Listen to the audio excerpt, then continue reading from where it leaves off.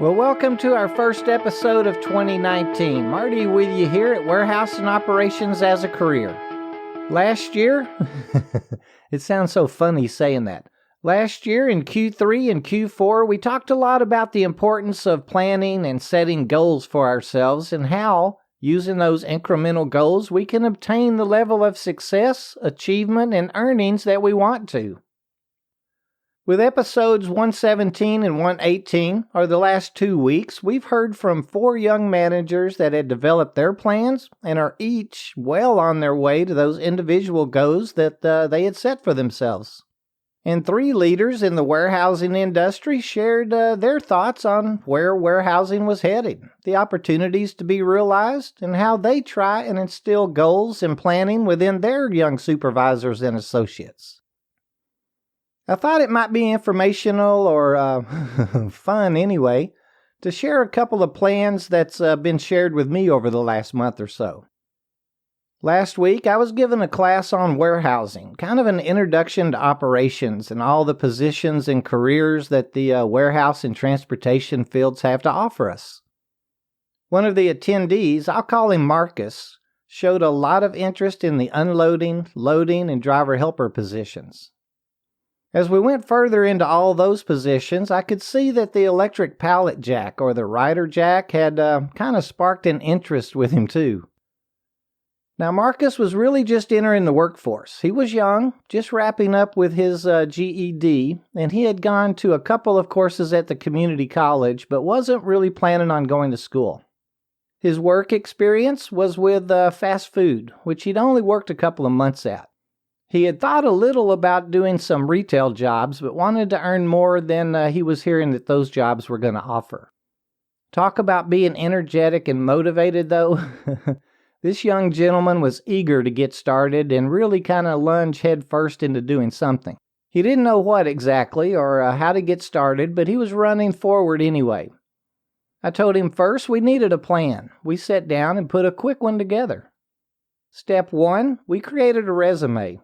Now, he was quite amazed how we could be totally honest on it, even though he'd had some gaps in his education and only one job, and with that, only having a couple of months' experience at doing anything. By wording it correctly and listing his interests, achievements, and placing all the information in the right order of, or maybe you could call it format, I showed him how we could lead the recruiter or hiring agent in the direction that we wanted them to go when we had them on the phone for the phone interview. Now, of course, that's being contingent on us getting chosen for that phone interview. I showed him how to use keywords within our interest and implant our goals so that, that they would want to speak with us. Next, we wrote a few answers to the typical interview questions that we know that will be asked, and we wrote a couple of questions for us to ask the hiring agent.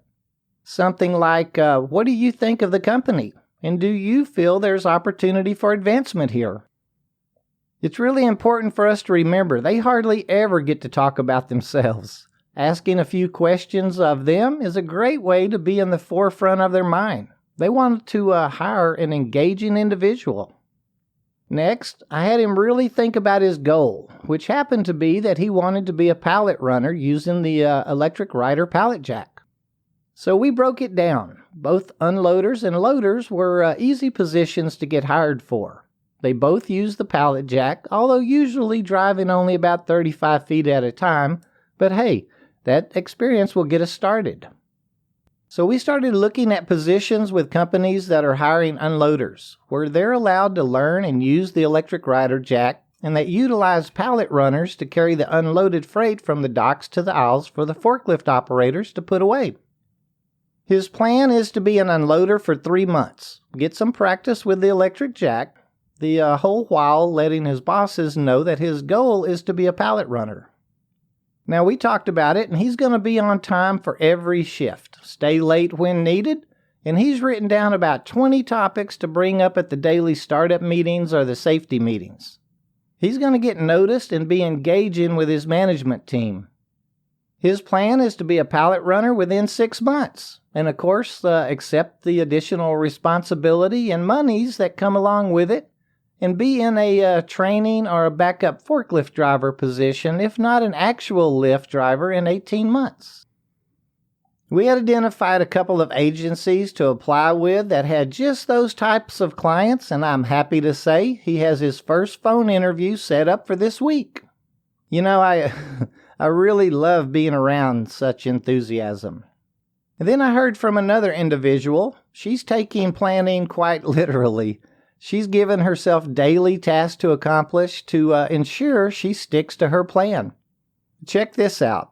She says, each morning within 30 minutes of waking, I am going to write down what I finished up the day before and what I did not get done.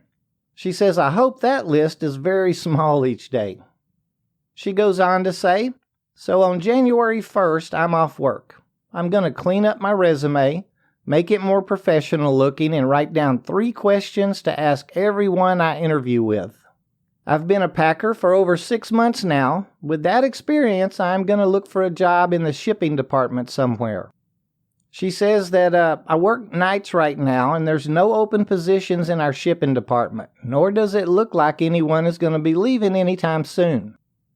On that afternoon, I will look on every job board in my area. There's 5 of them on Facebook, and I'll be checking all the commercial ones too. I am only going to apply at places that have a shipping department and who has work on the first shift. She mentions that she's going to send us her resume and would like us here at WAOC to look it over. She's not sure about properly using keywords and how well she's explained her work history. We'll certainly check it out and get it back to her ASAP, as she's on a pretty tight schedule. Let's look at her day 2. On January 2nd, I'm going to be calling everywhere I sent my resume yesterday and follow up on the applications I uploaded until 1 p.m.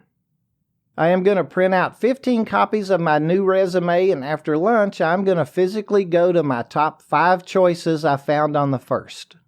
Of course, I'll be allowing time to attend any interviews or calls that'll start coming in from yesterday. She states that I have added my email account to my phone so I can respond quicker to any emails I get from prospective employers. And then she jumps down to January 3rd. On the 3rd, I'm going to be out of the door by 8 a.m. in the morning and go to the other 10 of my choices, in between appointments and interviews that are scheduled, of course. And I'll be doing the same on Friday the 4th. I am going to get my new job by the end of day Friday, as I have to go back to work on the 7th for my present employer. You have to love her determination, right? This is a great plan. I wish that she had built in a little more flexibility, though.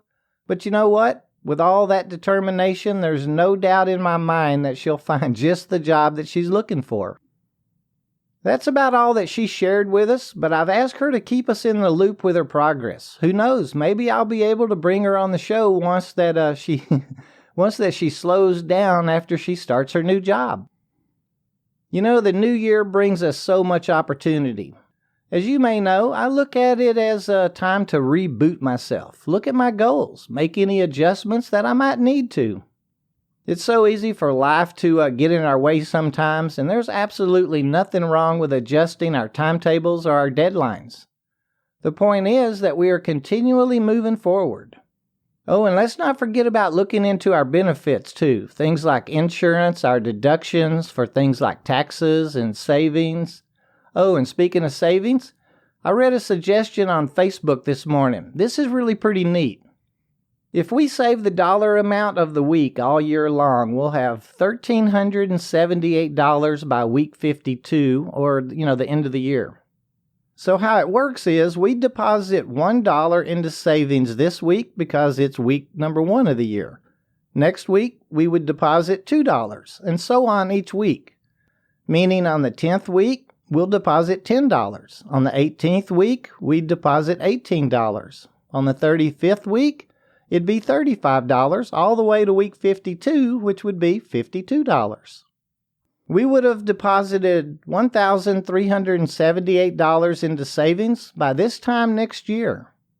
I mentioned it to a couple of people that were going to do it, but they were going to run it backwards. So the larger amounts would be at the first of the year when they're getting those income tax checks back, and the smaller amounts would be during the holidays towards the end of the year.